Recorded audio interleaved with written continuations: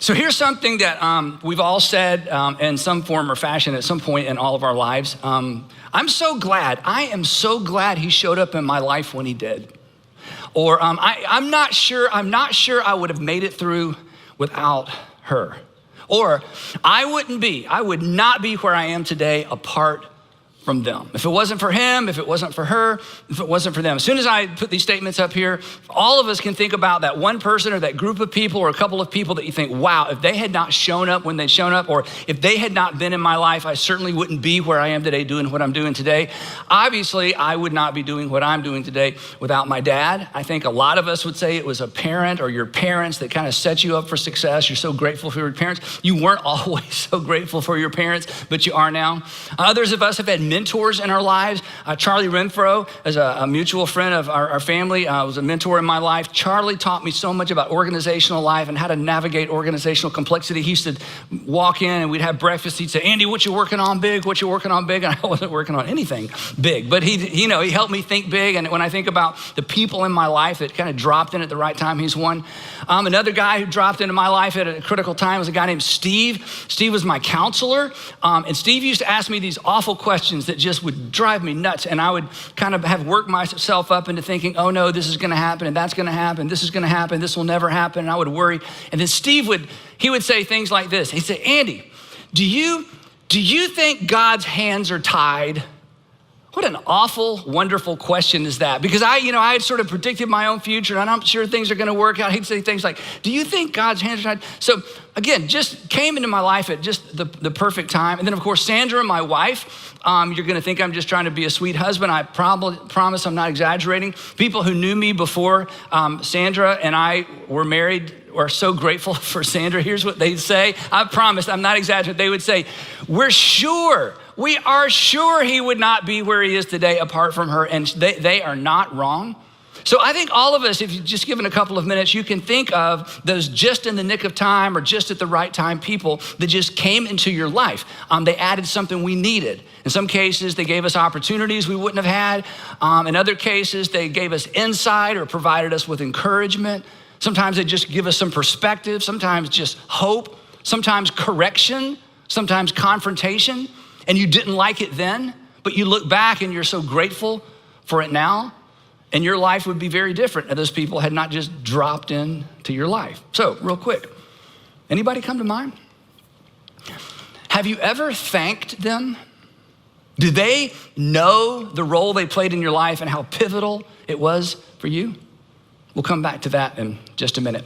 Today, if you've been tracking along with us, we are in part 4 of our series entitled Faithful, fueling our faith in a world, or fueling your faith in a world on empty. And the premise behind this whole series is that in the first century, when Jesus invited people to follow him, it became very evident that his agenda for his first century followers and for his 21st century followers is that they would be people and we would be people of extraordinary faith. Not the kind of faith that you just keep in your head, but the kind of faith that shows up at home and shows up at work and shows up at the community. Faith that actually works itself out because of our internal confidence with God. Faith that doesn't change things and faith that doesn't confront things is really not a very useful faith. In fact, as we saw, James, the brother of Jesus, said that kind of faith is dead. It's actually useless. And this explains this whole idea of an active, gritty, in the real world faith is why Jesus, or it explains Jesus' initial invitation to people. His initial invitation was not believe me or even believe in me. His initial invitation was follow me. In fact, and Jesus never changed this invitation. And if you are part of one of our churches or one of our faith communities, we talk about this all the time, that the invitation is actually to step into the real world and to step into the environments we live in and work in and play in, and to live our faith out in such a way that people know there's something in our minds and in our heads and in our hearts that perhaps is different. And Jesus never altered this invitation. Now, as we said before, the church came along and kind of watered it down and kind of dumbed it down and reduced the invitation of Jesus to simply believe in me. And yes, Jesus invited people to believe in him, but he invited them to believe in him so that they would follow him and make a difference in the world that they lived in. And if that wasn't the case, the church would have never survived the first century. But the thing is about believe in me is easier, right? Believe in me requires less of us. It's safer, it's less demanding. But believe in me without follow me is an invitation that basically leaves us exactly where we are. No change is required. But Jesus did not invite people to merely believe things or even believe things about him. Because, as we know, belief all by itself doesn't make a difference. It's doing, it's following that makes a difference in our lives, and it's doing and it's following that makes a difference in the world. In fact, belief alone, if it only stays in your head and never gets into the activity of your life, actually creates a feeble, frail, and fragile faith. In fact, this may be why you've lost your faith, because it was all right here and no one ever taught you what to do with it, or you never tried to do anything with it. And faith, as we've said, is a muscle. You already have the muscle, but if you don't exercise it, it gets weaker and weaker and weaker. And through the years, you've met people, and maybe this is partly your story, over time, they just lost faith. They don't know how it happened. They don't know when it happened. They just realized one day, I don't think I believe anymore. And one of the reasons that happens, in fact, I think the primary reason, as we're going to see today, that happens is if you don't exercise it, it just goes away. So Jesus invited us to follow. We're invited to wake up every single day. This is so challenging. And some of you have begun doing this, to wake up every single day with this question. In fact, I would challenge you to begin this if you haven't before. You may want to take a screenshot or write your own version of this question. To wake up every single day with this question: what would I do? Not just what would I believe. What would I do? How would I live? How would I respond? How would I react? What would I attempt? What would I initiate? What would I avoid? How would I respond to her? I know how I have responded. I know how I have responded to him, but how would I act? What would I do if I was confident, if I was absolutely confident that God is with me? That's what it looks like to walk by faith. As we said last time, walking by faith isn't coming up with some ideas and imposing them on God. Walking by faith is stepping into the real world as if God is who Jesus revealed our Heavenly Father to be. So in this series, we are asking and hopefully answering this question: what fuels or facilitates the development of active, enduring faith? In other words, if we're to be people of great faith, not just head faith, but active faith, what is it that creates that kind of faith, that go the distance faith, that in spite of faith, that follow Jesus anyway kind of faith? What are the essential ingredients that if we stirred them together would create in us the kind of faith that we've seen in other people? And I'm going to tell you a story about one in just a minute. The kind of faith that we see in people that gets them through very, very difficult times. And you watch them navigate those difficult times with faith, and you think what I think. What would I do if I were in their situation? What would I do if that happened to me? How would I respond if I had that kind of loss or suffered that kind of tragedy? And as we said through the series, based on the teaching and the teaching of Jesus and what Jesus modeled, and based on literally hundreds of conversations with men and women who have maintained strong faith, gritty faith throughout their life, we've come to the conclusion that there are at least 5 things that God uses to grow up and blow up our faith. 5 things, again, there may be 7, there may be 10, but every time people tell their faith story, they always, 100% of the time, they always get to all 5 of these things. So we decided to unpack each of these 5, and 2 weeks ago, we started with the first one, practical teaching. We said that when anybody tells their faith story, they always talk about the first time someone opened the scripture for them in such a way that they knew what to do with what they believed. And so many times in so many churches, unfortunately, it's all about changing your thinking, or it's different ideas, or it's thoughts, or it's theology. But faith begins to grow when we begin to act on our faith. And so when people tell their stories, they say, hey, I believed a lot of stuff, but then I went to this church and the pastor opened up the scripture in such a way that I knew what to do with it. Or I went to a campus ministry when I was in college and they opened up the scripture, and for the first time, I knew what to do with it. I knew how to date. I knew how to respond to people. I learned to be generous. I learned to put my character ahead of my wants and my wishes. I finally discovered what faith looks like in the real world. So practical teaching is one of the things that God uses to grow up our faith. Because until we have handles and until we have application, we don't know what to do. And here's why it works. We talked about this.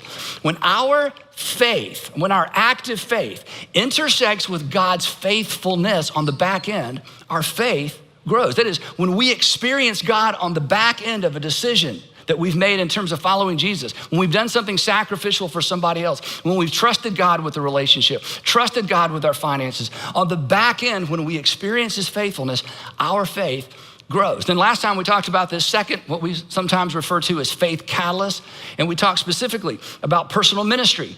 When people tell their story about their faith, they say, yeah, I remember the first time I felt the nudge to serve somebody else, to step in and lead a group, to go on a mission trip, to begin giving consistently, to begin serving other people, and I didn't feel adequate, I didn't feel prepared, I knew they were gonna ask me questions I couldn't answer, I knew the kids in the class were smarter than me, I knew I was gonna be around a bunch of adults who'd been a Christian longer than me, but I just felt this nudge, and when I stepped into that environment of serving other people in Jesus' name, something happened on the inside of me. My faith grew. God came through, and when God came through, my faith grew. So today, we're gonna talk about the third of 5 things that God uses to grow our faith, and we refer to it as providential relationships. Providential relationships.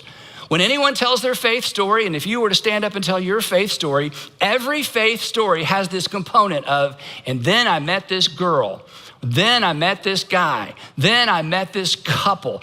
Then we had these new neighbors that moved in, and we found out they were Christians, and it kind of freaked us out a little bit, but they were like the nicest, kindest people. Then they invited our kids to their church, and we thought, we need to check that out. And then we've become people of faith, and it was like God dropped them into our lives.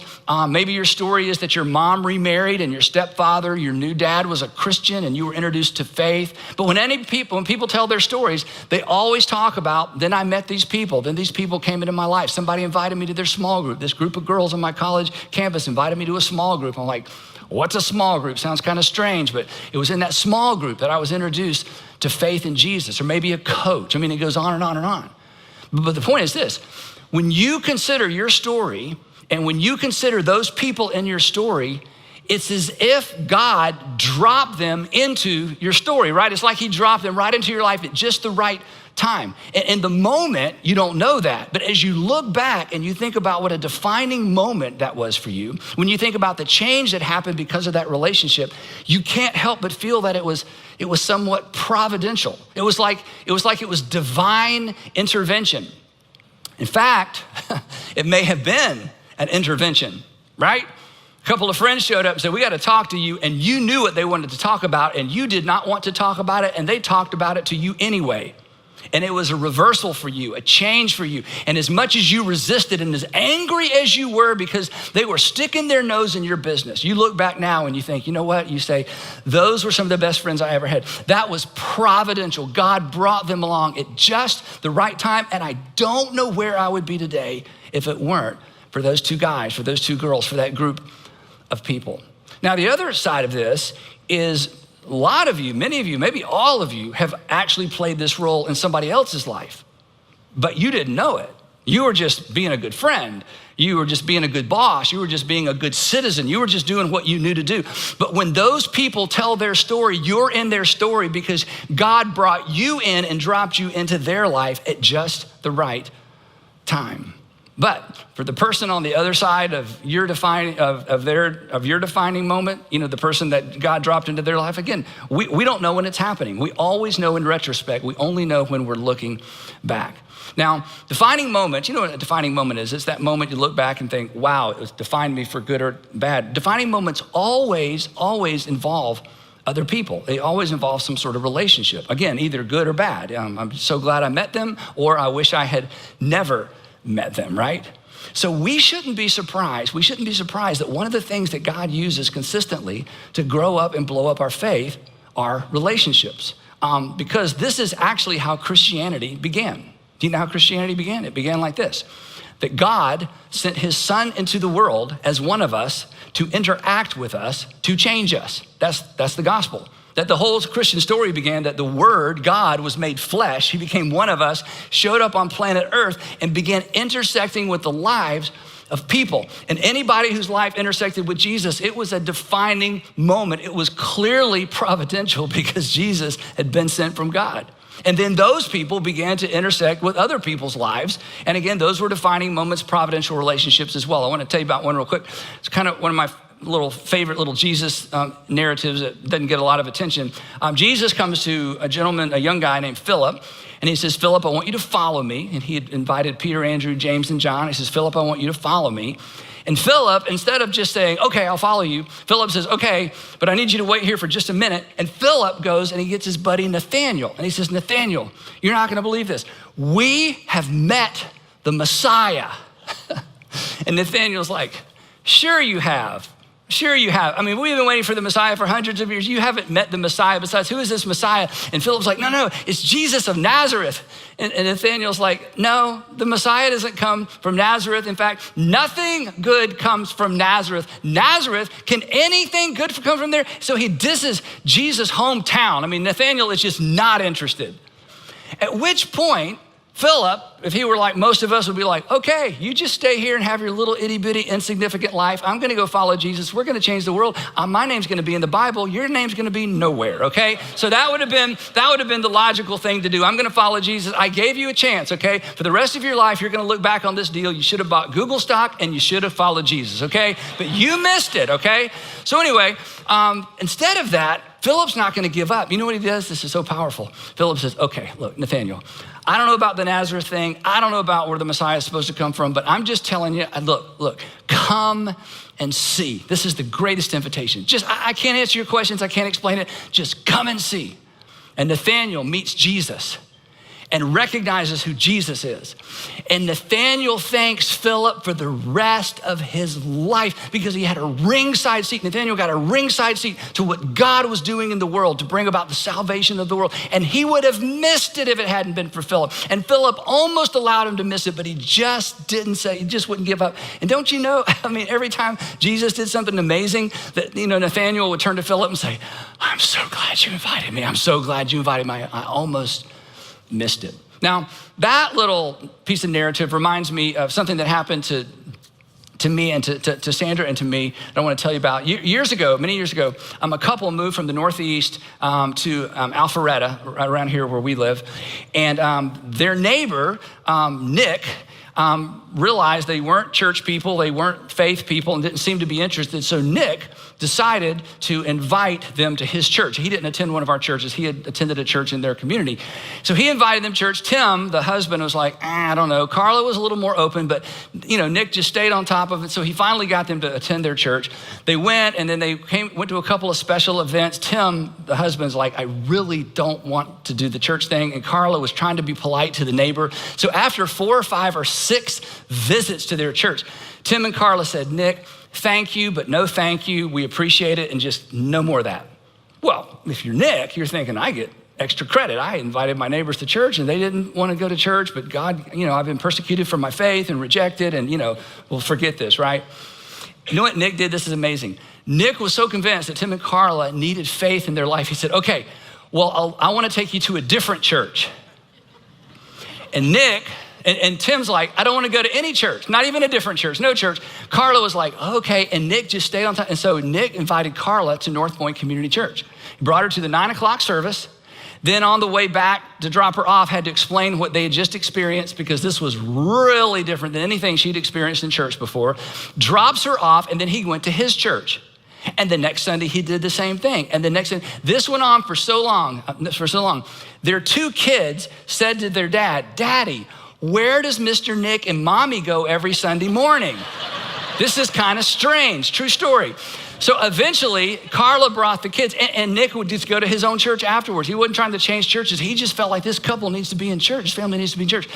Carla brought the kids got involved and loved it. Finally, Tim, like whatever. So Tim began to come to North Point. And as Carla said to me, this is a quote when I called her this week to make sure I had all these facts straight. She said, and Andy, the rest is history. They got super involved. I met Tim on the baseball field. His oldest son and my oldest son, Andrew, have become lifelong friends. They're friends to this day, went to the same high school. We're in the same small group here. Tim joined a guest services team. They both just got super involved. They joined our small group. In fact, I heard this story in our community group when we were going around sharing stories. How did you, get into church? What's your faith story? That's the story they told. They talked about Nick.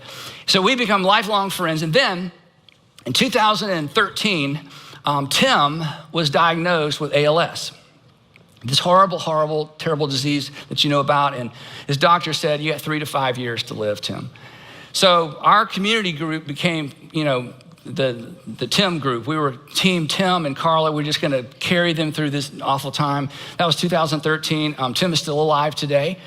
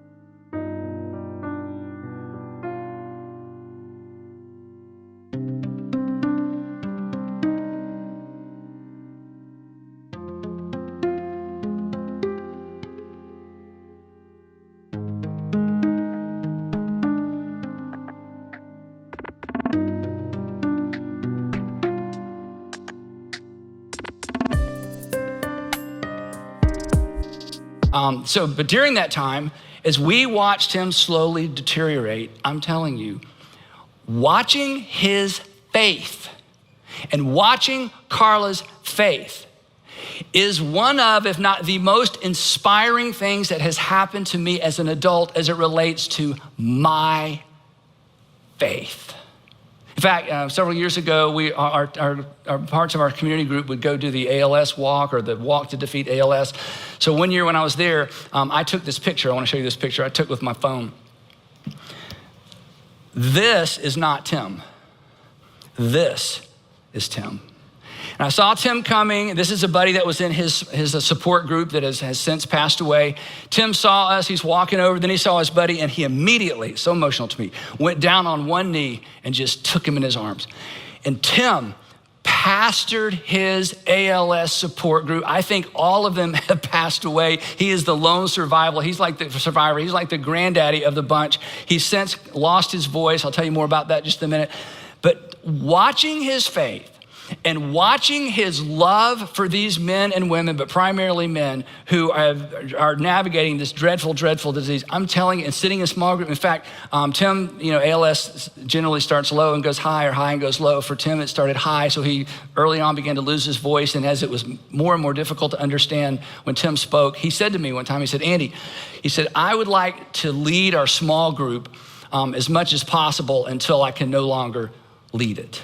That's Tim. Tim's on a guest services team. I told you about, some of you know Tim. Tim kept trying to quit the guest services team because it was hard to understand. It was difficult for him to walk as time has gone by. I'm only laughing because he told the most hilarious stories. And the guest services team here wouldn't let him quit. Like, Tim, you're coming, you're gonna show up, we're gonna give you a vest. Finally, he couldn't walk and he couldn't talk, so they put him in a golf cart with a middle school girl. They said, you drive, she'll do the talking. And there are some of the things that happened that it would take too long for me to describe that are so funny because he has maintained his sense of humor in the midst of this dreadful, dreadful disease. But I'm just telling you, for the folks in our community group that have walked this walk with him, our faith is bigger and our faith is richer and our faith is more gritty and real worldly, watching them maintain their faith in God through these difficult, difficult times. That's the power of providential relationship. But again, we couldn't have chosen that. You don't choose a providential relationship. In fact, you can't create a providential relationship. If you created it, it wouldn't be providential, right? But here's the thing.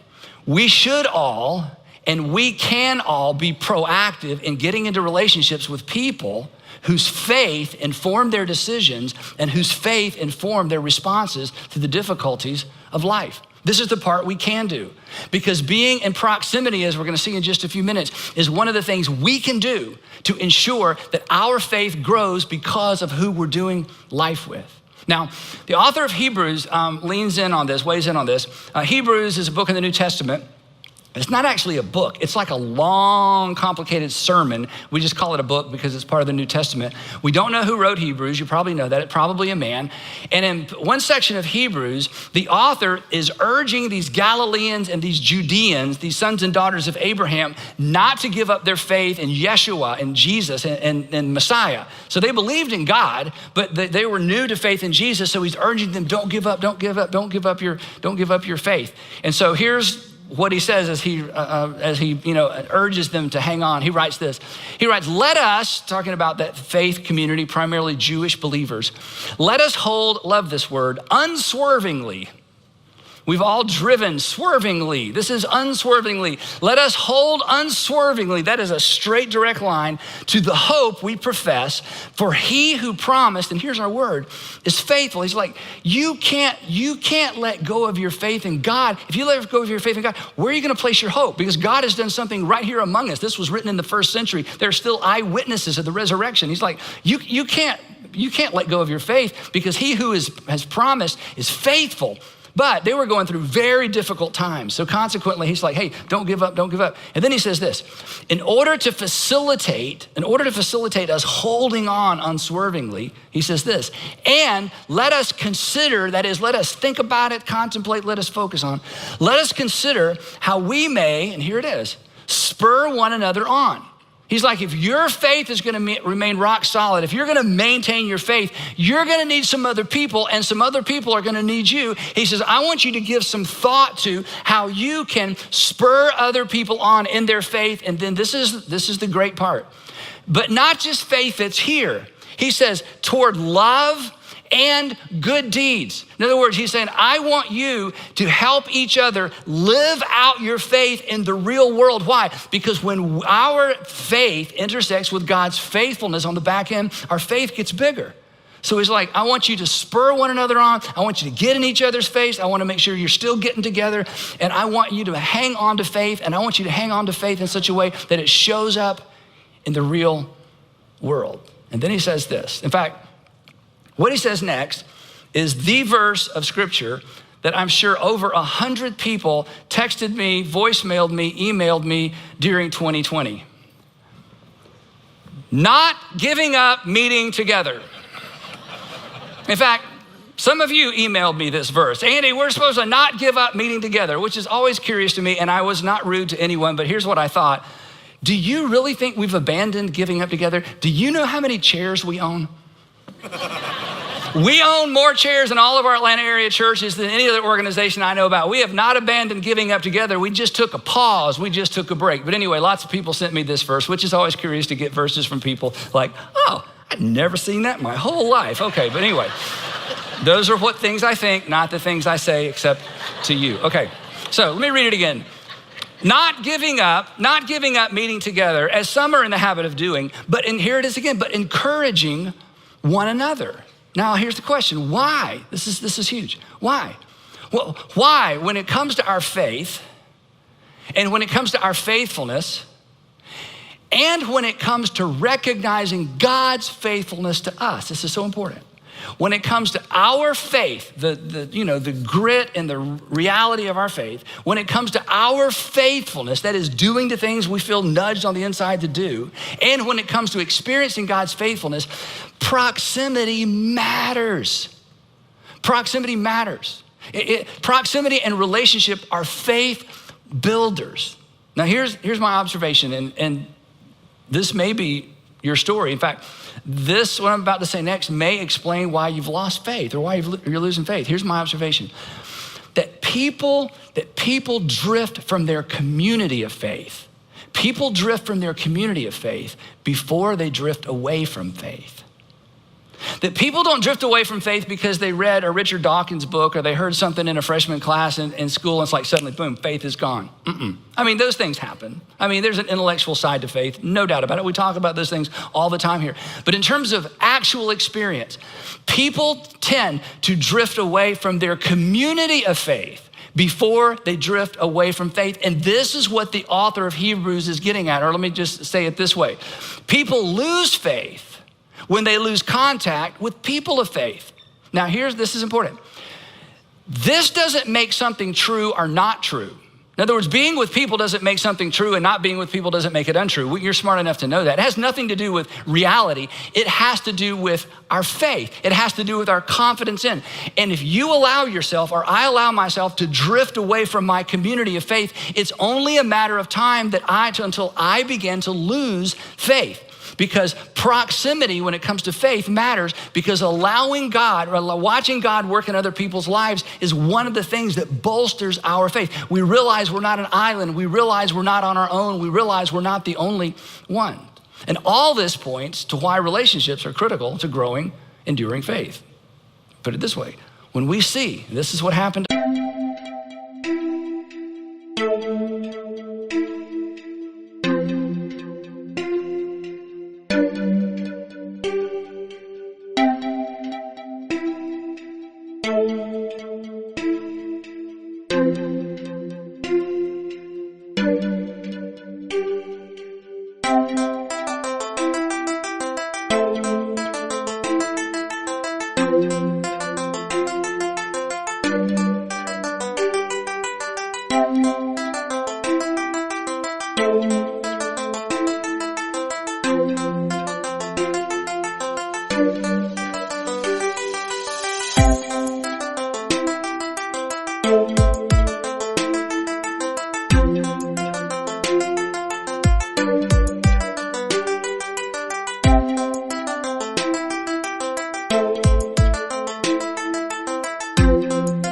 Us with Tim and Carla. When we see God's faithfulness in somebody else's life, it's easier to trust him with ours. When we see God's sustaining grace, when we see God's sustaining faith, when we see God's activity in someone else's life and someone else's circumstances, when we see it in other people, it is easier to trust him with ours, especially when we're walking through a valley, or especially when things aren't working out and things aren't up to the right. Now, most of us, as I said at the beginning, while most of us have experienced this in some sort of unexpected, out of the blue kind of providential way, again, there is something we can do to facilitate this faith catalyst. There's something we should do. We actually have a role to play. And that role is simply this. We got to stay connected. We got to stay connected. Staying connected to a community of faith grows and sustains and builds our faith. And here's the amazing thing. And it positions us to play a role in someone else's faith journey as well. Now, when we started our church 25 years ago, we knew about these five faith catalysts because of work we had done with students for many, many, many years. So we organized our church around these five, and we organized specifically to providential relationships. We knew that we couldn't program a relationship, and you certainly can't program or organize a providential relationship, but we could organize to increase the potential of a providential relationship. This is why we do community groups. This is why we want you in small groups. It's not just so you'll have something to do. You've got enough to do, but we want you doing life with other believers so you can experience their faith and they can experience yours. Again, I cannot imagine the loss it would be to me not to know Tim and Carla live. It would be a loss to me, which sounds selfish, but I'm just telling you, apart from community group and being in group with them, we would not have had this journey with them together. And they would tell you, they're not sure where they'd be without our group and the support that we've been to them. We didn't plan that. We just planned, let's put people in groups. And as people have grouped up, these things just happen. And many of you could stand and tell your own story. The other thing we did from the beginning, and we were the first church that I know of to do this. A lot of churches do it now. With our children, our middle school and our high school students, when you serve, and many of you signed up to serve last week, we're so excited about that, and we still love to have more of you. We connect adults and high school seniors, or high school students oftentimes, to children, and the group leaders for children stay with those children 3 or 4 years. The reason is because the relationship is or more important than the content. When somebody plugs in with a middle schooler in the 6th grade, our goal is for those adults to stay with those middle schoolers 6th, 7th, and 8th grade, because the relationship is or more important than the content. The same with high school. And so consequently, we've been doing this for so long, the stories we hear, not about the content. Oh, I'll never forget when they shared that one story. I mean, we get some of that. Mostly what we get is, she was so influential in my life. I don't know where I would be without him. I'm so glad he was in my life because my parents, they lost their minds, but fortunately, my small group leader kind of helped me place all that into context. And I can't even begin to remember all the parents through the years who have said, I'm so glad my son, my daughter had that small group leader for those years. So again, we've done everything we know to do organizationally and programmatically to facilitate the potential of providential relationships, because providential relationships is one of the big 5 things that God uses to grow our faith, and the payoff in terms of spiritual maturity has been absolutely huge. So let me just say this to you parents, okay? I don't want to say you're crazy not to, okay? That's too strong. But as a parent who raised 3 kids in these environments, you do yourself a disfavor not to have your kids here. Not so we can count kids. We're not winning awards. We're not competing with anybody. It's just that your kids' faith is contingent upon your faith to some extent, but also the faithful adults that are around them. That's why we do what we do. And it's why, as I said earlier, I encourage you to invite people to come sit with you. Come sit with me. This is potentially a life-changing invitation. It really is. A single invitation, think about this. A single invitation, you never know, I never know. A single invitation could position you as a catalyst in someone's faith story. A single invitation, come sit with me, could be the first step in somebody rediscovering their faith. Invite someone. Why not? You never know what's on the other side of that invitation. And here's the thing. When you make that awkward invitation and they eventually show up, and then one day you sit here and you watch them baptized, do you know what's gonna happen to your faith? It will not get smaller. It will get bigger, because that's the power of providential relationships, and it's one of the primary things God uses to grow up and blow up our faith. Again, I say this to you all the time, we never know what hangs in the balance of our decision to obey God and trust God, and we never know what hangs in the balance of our courage to say something and to invite someone. Now, in our student ministry, 9th through 12th grade, we tell students all the time, your friends determine the direction and quality of your life. Your friends determine the direction and quality of your life. Your friends determine the direction and quality of your life. And if you're sitting here thinking, wow, I wish somebody would tell my kids that. Okay, anyway, your friends determine direction and quality of your life. But what's true for 14-year-olds, it's true for 40-year-olds. The people that we choose to do life with influence and impact the strength and the endurance of our faith and the depth of our faith. Again, because when we see God's faithfulness, in someone else's life, it's easier to trust him. It's so much easier to trust him with ours. When we trust God with our lives, our faith gets bigger, stronger, and more enduring. And we only trust God oftentimes when we have the courage to step out and trust God in unusual ways because we've seen somebody else do it. So here's the last challenge for you. If during this season, for whatever reason, intentionally or unintentionally, you've begun or you've gotten unplugged from a faith community with people who believe like you do and are moving in the direction and value what you value, you need to get reconnected. Even if it's a little awkward, you need to get reconnected for the sake of your faith, and if you're a parent, for the sake of your kids' faith because they're watching. And if you know someone who needs to get connected, you should make that call. You should send that email. You should invite them into your group.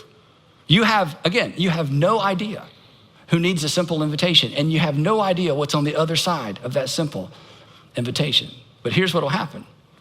If you make the invitation, when they tell their faith story, they're gonna talk about you. And who knows, when you tell your faith story, you may end up talking about them, because God uses community. Proximity matters. When we see God's faithfulness in someone else's life, it is so much easier to trust him with ours.